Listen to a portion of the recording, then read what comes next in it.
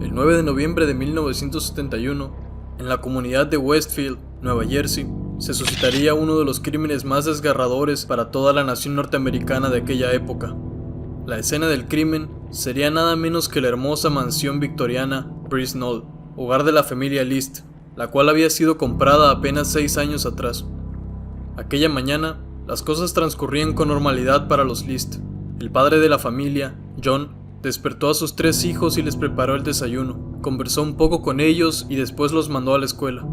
Aprovechando que por fin estaba solo en la casa, puso en marcha su elaborado plan. Caminó afuera, hasta su auto, un Chevrolet Impala de aquellos años, donde tenía sus 2 armas, una Colt calibre .22 y una Steyr de 9 milímetros. Ambas se encontraban ya cargadas. Entró a la cocina donde su mujer Helen, de 46 años, se encontraba tomando su taza de café. Se acercó sigilosamente por detrás y apuntó su pistola de 9 milímetros directo a su nuca.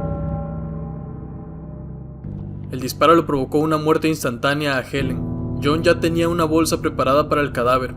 Una vez puesto el cuerpo dentro de ella, lo arrastró hasta el lujoso salón de baile de la mansión, sin dejar ningún rastro de sangre. El siguiente paso era asesinar a su propia madre, la cual se había ido a vivir con la familia desde que compraron la mansión unos años atrás. La señora Alma List, de 84 años, se encontraba desayunando en el tercer piso de la casa. John se acercó a ella y le dio un beso en la frente.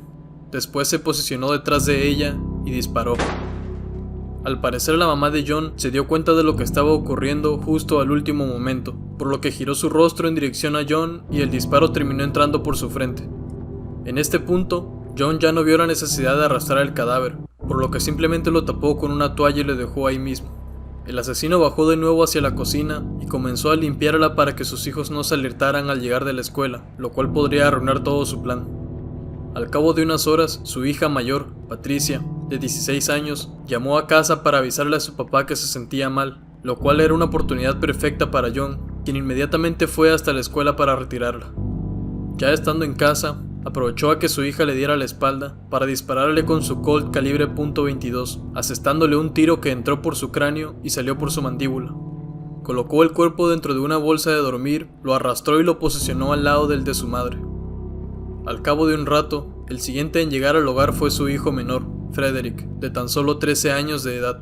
Con total frialdad, su padre llevó a cabo el mismo proceso. Esperó a que su hijo se confiara, le disparó en la cabeza por la espalda y posteriormente colocó su cuerpo en una bolsa para posicionarlo junto al cadáver de su hermana y de su madre, en aquel lujoso salón de baile de la mansión victoriana.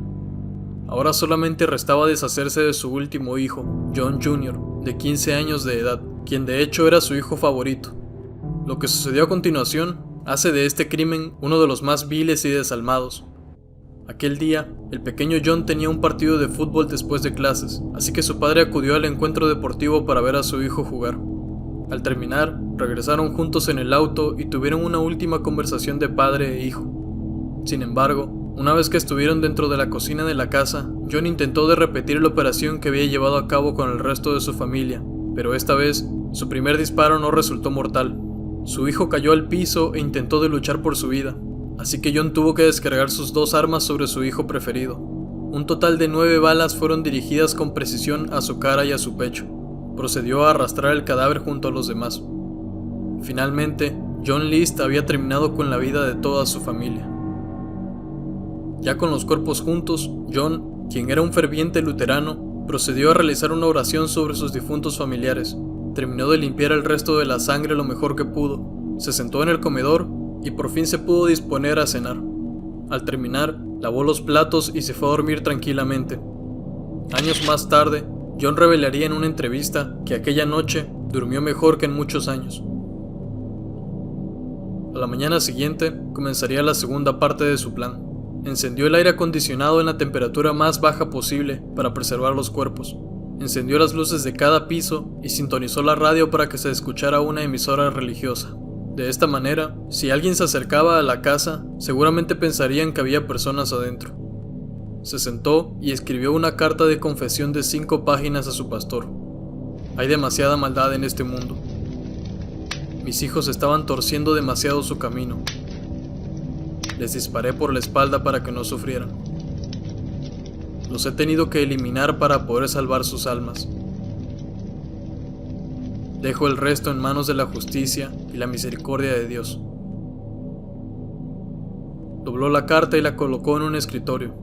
Lo siguiente que hizo fue quitar su rostro de todas las fotografías familiares de la casa. Después de algunas horas, era momento de comenzar su fuga.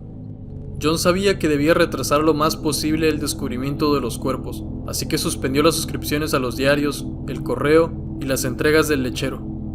Fue cuidadoso y escribió al colegio de sus hijos que se irían un par de semanas a Carolina del Norte para visitar y cuidar de su abuela materna, quien se encontraba gravemente enferma. Algo que de hecho le funcionó, pues tuvo que pasar un mes entero hasta que la policía finalmente acudiera a la vivienda y encontrara los cuerpos. Una vez hechos todos los preparativos para poder ganar tiempo, John abandonó la casa. Condujo su Chevrolet Impala desde su hogar en Nueva Jersey hasta el Aeropuerto Internacional John F. Kennedy de Nueva York, donde dejó abandonado su auto, tal vez para despistar a la policía y que pensaran que había tomado un vuelo lejano. Pero lo que en realidad hizo fue regresar en un autobús y, estando de vuelta en su ciudad, tomó un tren con destino a Denver, en el estado de Colorado, lugar donde se cambiaría el nombre y podría empezar una nueva vida. Pero, ¿qué hay detrás de este horrendo crimen? ¿Cuáles son los verdaderos motivos por los que John asesinó a toda su familia? ¿Y por qué tuvieron que pasar 18 largos años hasta que finalmente, gracias a un popular programa de televisión, pudieron capturar a John List y hacerlo pagar por sus horrendos crímenes?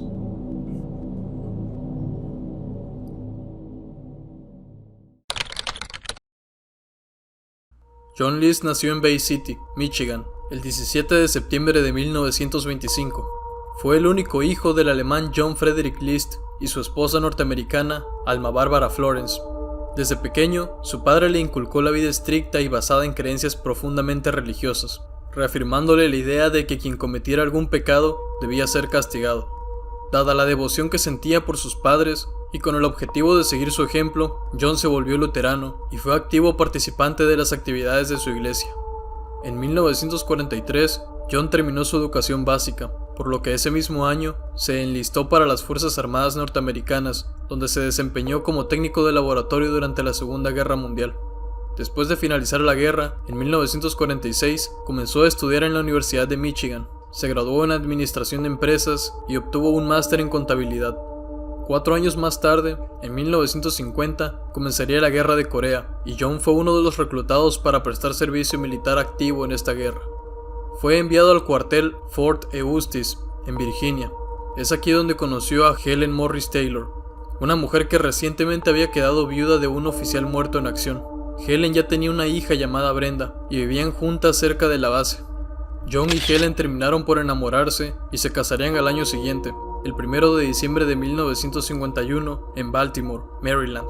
Ambos tenían 26 años en aquel momento. Un año más tarde, John concluyó su servicio militar, por lo que comenzó a desempeñar su carrera de contador. Obtuvo un puesto como auditor para una compañía de papel en Michigan, y con el paso de los años consiguió algunos ascensos laborales. En 1955 tuvieron a su primera hija, Patricia, y en los años siguientes a sus otros 2 hijos. En 1959, John fue ascendido a supervisor general del departamento contable de la compañía, por lo que a partir de aquí, la vida de la familia comenzaría a mejorar bastante económicamente. Sin embargo, un año después, en 1960, Brenda, la hija mayor de Helen, contrajo matrimonio y por lo tanto, abandonó el hogar de los List. John siguió cosechando éxitos laborales y en 1965 fue designado como vicepresidente de un banco en Nueva Jersey con un excelente sueldo. En este punto, la situación económica de los List era tan buena que buscaron mudarse a un mejor barrio y a una mejor casa. Pusieron sus ojos en la hermosa mansión victoriana Breeze Knoll, que se ubicaba en el número 431 de Hillside Avenue, en Westfield, Nueva Jersey. Se trataba de una enorme casa de 3 pisos, con 19 habitaciones y un salón de baile con una fabulosa cúpula de vitral. Sin embargo, la mansión era demasiado costosa, así que, para poder comprarla, el hombre tuvo que pedir un préstamo a su madre, Alma List, quien no dudó en ayudar a su hijo, aunque con una condición. Ella se iría a vivir al 3er piso de la casa, el cual contaba con cocina, baño y todo lo necesario para tener una vida independiente. Lo que nadie esperaba es que vivir en esta mansión sería el principio de sus desgracias.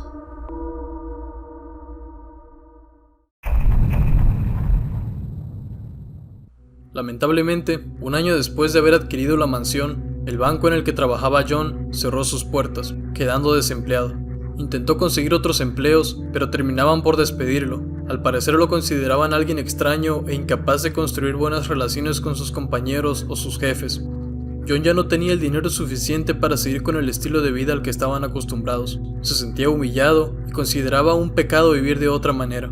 Pero los problemas económicos no era lo único que rondaba en la cabeza de John. Su esposa Helen llevaba algunos años acarreando un serio problema de alcoholismo. Había incluso dejado de ir a la iglesia. Su hija Patricia quería ser actriz y participaba activamente en las clases de teatro de su escuela, pero John vinculaba eso con el pecado. En general, sentía que toda su familia se había estado alejando del camino de Dios. Incapaz de afrontar sus problemas, John comenzó a vivir en una simulación. Cada mañana se vestía y salía de casa para ir a su trabajo, un trabajo que no existía. John pasaba sus días en entrevistas de trabajo, o bien, cuando ya ni eso le importaba, se iba a la estación de trenes de Westfield y leía el diario hasta que se hacía la hora de volver a casa. El dinero era cada vez más escaso. John se acercaba inminentemente a la bancarrota y robar pequeñas cantidades de la cuenta bancaria de su madre no fue suficiente para seguir sosteniendo esta farsa. Su salud mental empeoraba cada vez más. Sin embargo, la gota que derramaría el vaso estaba a punto de ocurrir.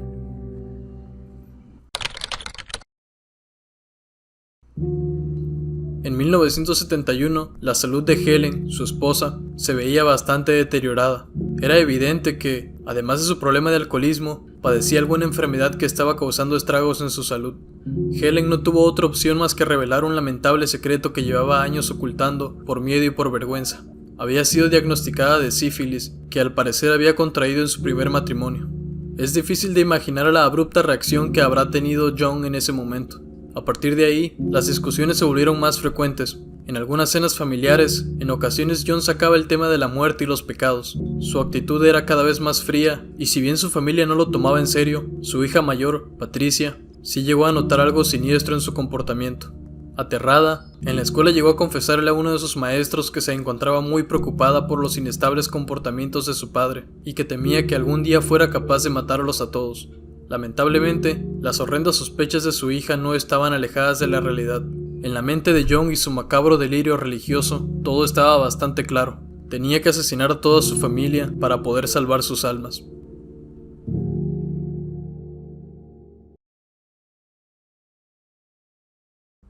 El 7 de diciembre de 1971, un mes después de los asesinatos, el director de teatro de la escuela de Patricia, preocupado por la larga ausencia de su alumna, decidió acudir a la casa de los List en compañía de otra profesora. El profesor tenía un muy mal presentimiento debido a las conversaciones que solía tener con Patricia sobre sus problemas familiares. Todas las luces estaban encendidas, pero no había nadie en casa y tampoco había ruido alguno. Decidieron llamar a la policía. 2 agentes de policía fueron los primeros en llegar a la escena del crimen. Una vez dentro, se encontraron con la trágica escena. Todos los cuerpos en descomposición se encontraban colocados uno al lado del otro en el salón de baile, y en una mesa, la carta de confesión del ahora fugitivo John List. Inmediatamente comenzó su cacería por todo el territorio norteamericano, pero no había rastro alguno de él. El tipo les llevaba 29 días de ventaja. Recordemos que era 1971 y las escasas fotografías que tenían de él no eran muy fiables para poder publicarse en los anuncios de búsqueda, ya que él mismo había destruido la mayoría. El auto familiar lo encontraron en el Aeropuerto Internacional John F. Kennedy de Nueva York, pero no había evidencia alguna de que John List se hubiera subido a algún vuelo. Pese a los intentos de búsqueda por parte de la policía, los meses pasaron y ante la falta de evidencias, el caso tuvo que ser cerrado. John se encontraba en la ciudad de Denver, Colorado. Para poder conseguir trabajo, solicitó una tarjeta de seguridad social bajo el nombre de Robert Peter Clark, la cual le fue otorgada. Lo había conseguido. John List empezaría su nueva vida. Los siguientes 15 años de su vida los pasó viviendo de manera solitaria, teniendo algunos trabajos en distintas fábricas. Con el paso del tiempo terminó por unirse a la congregación luterana del lugar, donde en una de las reuniones conocería a Delores Miller, con quien se terminó casando en 1985. A los 3 años de matrimonio, en 1988, decidieron mudarse a una casa en el vecindario de Vanderbilt, en Virginia.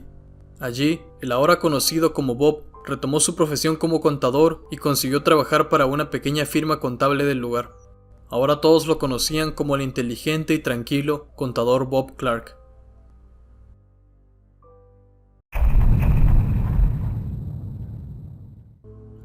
Era 1989. Habían pasado ya 18 largos años desde los asesinatos de la familia List. Sin embargo, había un programa de televisión que llevaba un año al aire que se hacía cada vez más popular. Se trataba de America's Most Wanted, un programa que presentaba casos reales de criminales y asesinos, en donde se solicitaba la colaboración de la audiencia para poder dar con sus paraderos y así poder capturarlos. Su presentador, John Walsh, era un gran sujeto que además tenía toda la autoridad moral para poder presentar y perseguir horrendos crímenes, pues lamentablemente, 8 años atrás, en 1981, su pequeño hijo, Adam Walsh, de tan solo 6 años de edad, fue secuestrado de una tienda departamental de Florida y posteriormente asesinado en los alrededores. Al enterarse del caso de John List, que un capitán de la policía había llevado para que presentaran en el programa, Adam Walsh no dudó en presentarlo. Sin embargo, habían pasado ya 18 años, por lo que la única manera de que las personas pudieran colaborar en la identificación del asesino sería mostrándoles cómo debería de verse actualmente. Walsh le encargó la tarea al artista forense Frank Bender, quien esculpió un busto de cómo debería de verse actualmente John. Lo que nadie sospechaba es que ese busto sería la clave para capturar a John List, pues el parecido resultó ser idéntico. El detalle final estuvo en las manos de Adam. Después de estudiar el perfil psicológico del asesino, decidió ir personalmente a distintas tiendas de gafas, pues estaba seguro de que List debería portar unas con un estilo conservador. El 21 de mayo de 1989, finalmente se emitió el programa. Millones de ciudadanos estadounidenses lo vieron aquella noche por televisión. Entre ellas estaban Wanda Flannery y su hija Eva Mitchell, quienes se percataron de que aquel asesino era idéntico a un vecino que recientemente se había mudado del estado de Colorado, Robert Clark. Wanda decidió llamar al número de la policía que indicaba el programa.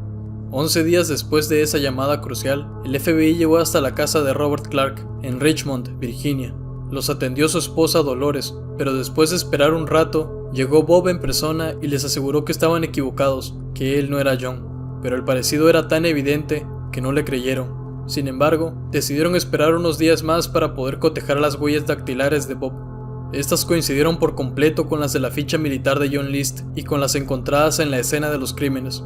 Finalmente, habían localizado al asesino. John Emil List fue arrestado y acusado de 5 cargos de asesinato en primer grado. El juicio en su contra iniciaría unos meses después y en abril de 1990 fue declarado culpable y sentenciado a 5 cadenas perpetuas por los asesinatos de su familia. John no tuvo más remedio que confesar sus crímenes. En distintas ocasiones expresó su arrepentimiento, pero nadie le creyó que realmente estuviera arrepentido, sino que simplemente esperaba poder evitar su condena. Un dato muy interesante es que en 1972, unos meses después de los homicidios, alguien desconocido, que seguramente se encontraba indignado por los crímenes, provocó un incendio en la mansión Brisnell, la cual quedó completamente destruida bajo las llamas. Lo increíble es que entre los destrozos, los oficiales se percataron de que el vitral de la cúpula del salón de baile estaba firmado por el mismísimo Louis Comfort Tiffany, un destacado artista del siglo XIX. Tan solo esa cúpula de vidrio le hubiera proporcionado a la familia List alrededor de unos $100,000, lo que en la actualidad equivaldría a más de $500,000, dinero más que suficiente para que John hubiera resuelto sus problemas financieros, pero su obsesiva y trastornada mente lo llevaron a escoger otro camino. Luego de 18 años en prisión, John Emil List falleció el 21 de marzo de 2008, a los 82 años, producto de complicaciones derivadas de una neumonía, terminando así la historia de uno de los crímenes más desalmados en la historia del país norteamericano. Muchísimas gracias por llegar hasta el final del video. No olvides suscribirte. En pantalla estarás viendo otros videos que podrían interesarte. Cuídate mucho y nos veremos en próximos videos.